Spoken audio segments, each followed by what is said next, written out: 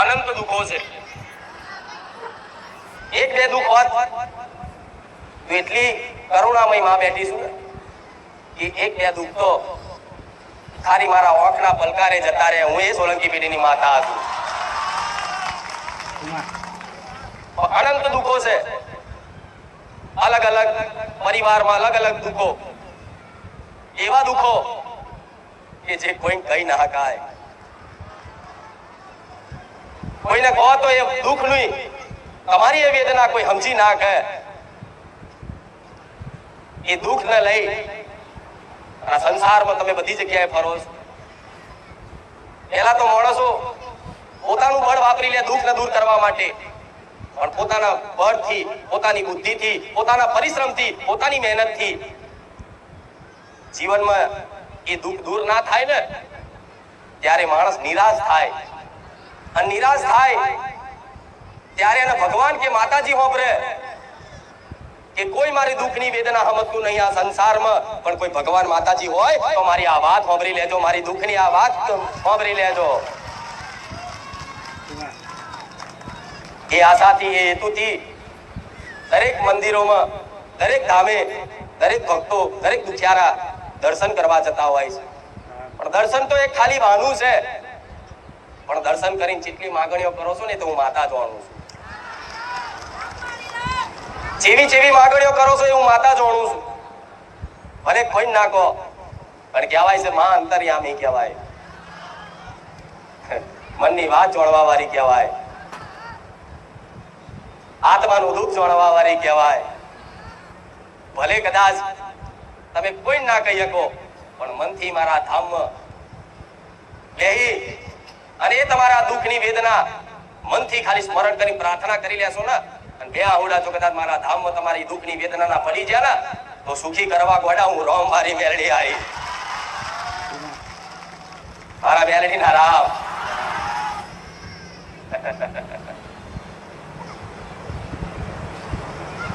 બહુ ભટક્યા, બહુ રખડ્યા, મંદિરો મંદિરો ભુવા ભુવા ભટક્યા, છતાંય સમય બરબાદ થયો, પૈસા બરબાદ થયા, અને મન તમારું વધારે દુઃખી થયું કે આટલું બધું કરવા છતાંય અમારું કોઈ દુઃખનું કોઈ સમાધાન જ નહીં આવતું. શું નડે છે એવું કે અમે આટલી બધી મહેનત કરીએ છીએ, આટલું બધું પરિશ્રમ કરીએ છીએ, છતાંય બસ દુઃખ દુઃખ ને દુઃખ. ભલે કદાચ કોઈ પૈસાથી દુઃખી ના હોય, પણ મનથી તો દરેક દુઃખી છો. ચાહે અમીર હોય, ચાહે ગરીબ હોય, મનથી દુઃખી છો દરેક. અને જે માણસ મનથી દુઃખી થઈ જાય, જે માણસ મનથી હારી જાય ને એટલે જીવતો મરેલો કહેવાય. શું કહેવાય? આ દુઃખની વેદનામાં તમે જીવતા તો છો, બે આંખોએ જોઈ શકો છો, બે કાને સાંભળી શકો છો, નાકેથી સૂંઘી શકો છો, જીભેથી સ્વાદ લઈ શકો છો, પણ તમારું એ દુઃખ, તમારા મનનું દુઃખ શું છે ને એ તો હું માતા જાણું છું. કે રોજ જીવતા મરો, ઊંઘો તોય માં યાદ આવે, ઉઠો તોય માં યાદ આવે કે માં ચારે સુખનો સૂરજ, સુખનો અજવાળું થશે, માં કૃપા કર હવે તો હારી જ્યા. જે જીવનમાં મનથી હારી ગયેલા હશે ને, મનથી તૂટી ગયેલા હશે ને, એના માટે મારા રોમે સોલંકી પેઢીની બહુચરના ખાતાની ઉગતાની મેલડીને જાગૃત બનાવી. મારા મેલડીના રામ.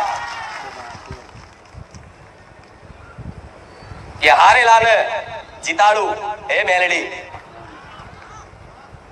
મરેલાને જીવન દાન આલું હે મેલડી.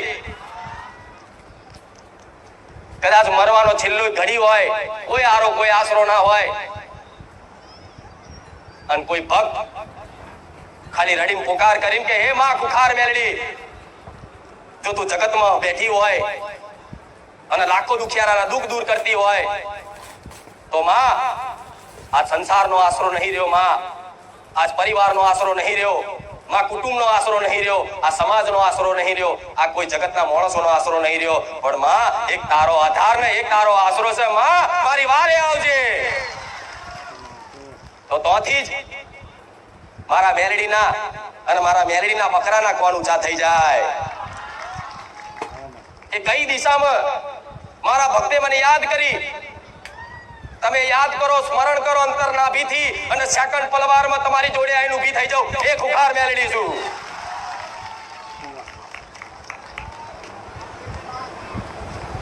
તો વિશ્વાસ રાખજો દીકરાઓ. સુખની કામના કરીને આયા છો ને, તો સુખ મારે પ્રદાન કરવું છે. પણ સુખ કઈ રીતે આવશે એનો માર્ગદર્શન આલું છું. કેમ કે જો માતાજી બધા આશીર્વાદમાં બધાના દુઃખ મટાડ દે ને, તો ધરતી પર દાડે દાડે પાપ વધતું જાય. માણસો અહંકારમાં પોતાનું જ પતન કરતા જાય.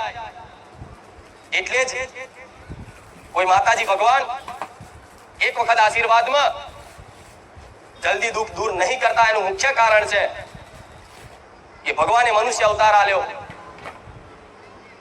ધરતી પર જન્મ થયો તમારો, ત્યારથી ભગવાને દરેક માણસોને સ્વતંત્રતા આપી દીધી કે આ કર્મ ભૂમિ છે, આ જેવું કરશો એવું ફળ પ્રાપ્ત થશે.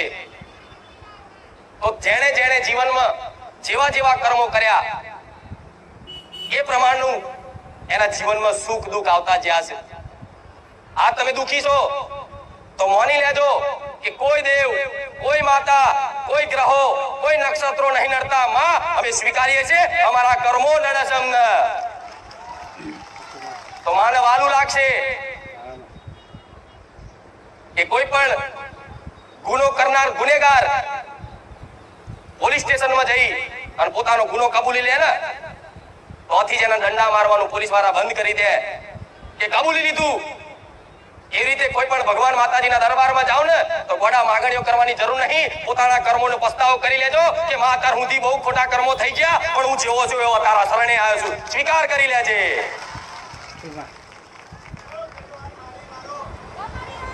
આ શું ખોટું? તો તમે બધી જગ્યાએ ચોવડાવવા જાવ છો, દોડા ફેલાવડાવો છો, હાથ બતાવો છો, બધું સાચું છે. હું માનું, ચલો સાચું છે બધું. પણ જેટલો સમય તમારે દુઃખ વેઠવાનું લખ્યું હશે ને, એટલો સમય તમારે ભટકવું જ પડે. એટલે આ દર બધી જગ્યાએ ભટકી ફરી ફરી અને મારા માથે પડવા આવ્યા છો. સમજી લો. કદાચ બારેજા ધામ તમે આવી ગયા અને શ્રદ્ધાનો વિશ્વાસ થઈ ગયો, તો દીકરા દીકરીઓ દરેકને કહીશ કે સુખના દાડા બહુ દૂર નહીં. આટલો વિશ્વાસ રાખજો.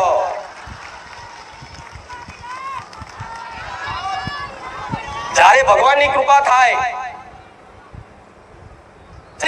થાય, તમારો સમય પાકે, ત્યારે તમને સામેથી કોઈ સારી જગ્યા, કોઈ સતવારી જગ્યા અને કોઈ જગ્યાએ સત પ્રવચન, સંત વાણી વાપરવા મળે, તો સમજી લો તમારી પર વિશેષ કૃપા ભગવાનની થઈ ગઈ. રામ સમય બન્યો. એક ગીત, એક ભજન સાંભળ્યું હશે. ભૂલો રે પડ્યો રે હંસલો, આંગળે ઉડીને આયો.